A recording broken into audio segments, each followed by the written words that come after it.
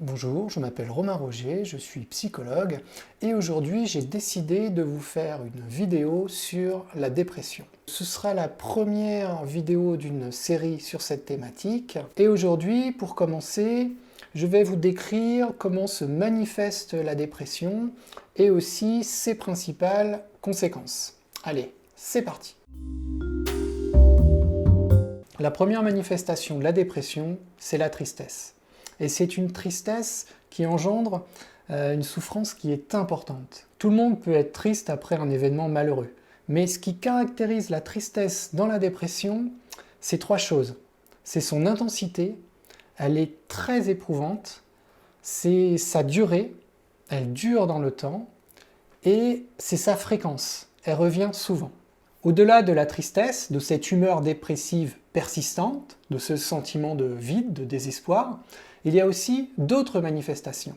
Ainsi, peut-être, vous avez une perte d'intérêt ou de plaisir pour faire des activités. Vous manquez de motivation. Vous n'avez plus envie, même pour des activités de loisirs qui jusque-là vous faisaient plaisir. Vous pouvez aussi avoir une perte d'appétit et de poids. Et cette perte, elle est involontaire. Et parfois aussi, on observe l'inverse, c'est-à-dire une augmentation de l'appétit et surtout une prise de poids importante. Vous avez souvent un mauvais sommeil, avec des insomnies. Ça peut être lié à des difficultés à s'endormir, ça peut aussi se traduire par des réveils en pleine nuit, et vous n'arrivez pas à vous rendormir, ou même à des réveils matinaux. Parfois aussi, on observe l'inverse, c'est-à-dire des hypersomnies. Vous dormez tout le temps, et pourtant vous n'arrivez pas à vous reposer. D'un point de vue général, il y a comme un ralentissement dans votre vie. Vous avez moins de mouvement, vous avez moins d'activité. Parfois aussi, on observe l'inverse, c'est-à-dire que vous vous sentez beaucoup plus agité. Souvent, vous êtes aussi fatigué, vous manquez d'énergie. Et même si vous avez beaucoup dormi, parfois, vous avez l'impression quand même de ne pas vous être reposé. Vous avez aussi des pensées négatives sur vous, sur les autres, sur l'avenir. Vous vous sentez aussi parfois coupable, vous avez honte. Vous pouvez aussi avoir également des difficultés à vous concentrer, à rester attentif, aussi des difficultés à prendre des décisions. Enfin, vous pouvez aussi avoir des idées morbides et éventuellement des idées suicidaires récurrentes.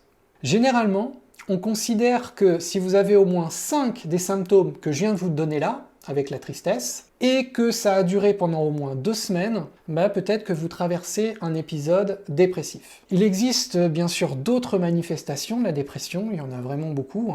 Ça peut être par exemple l'anxiété, ou alors la douleur chronique. Et aussi également, on observe une baisse de la libido. Pour information, on estime qu'une personne sur 5, au cours de sa vie, connaîtra un épisode dépressif. Et selon l'Organisation mondiale de la santé, il y a actuellement 300 millions de personnes qui traversent en ce moment un épisode dépressif. Et ainsi, il y a des personnages célèbres qui ont eu la dépression, par exemple Ray Charles, Jim Carrey, Winston Churchill. Quelles sont les conséquences de la dépression ? La première conséquence de cette dépression, c'est que ça cause une grande souffrance morale. La personne se sent indigne, elle se sent incapable.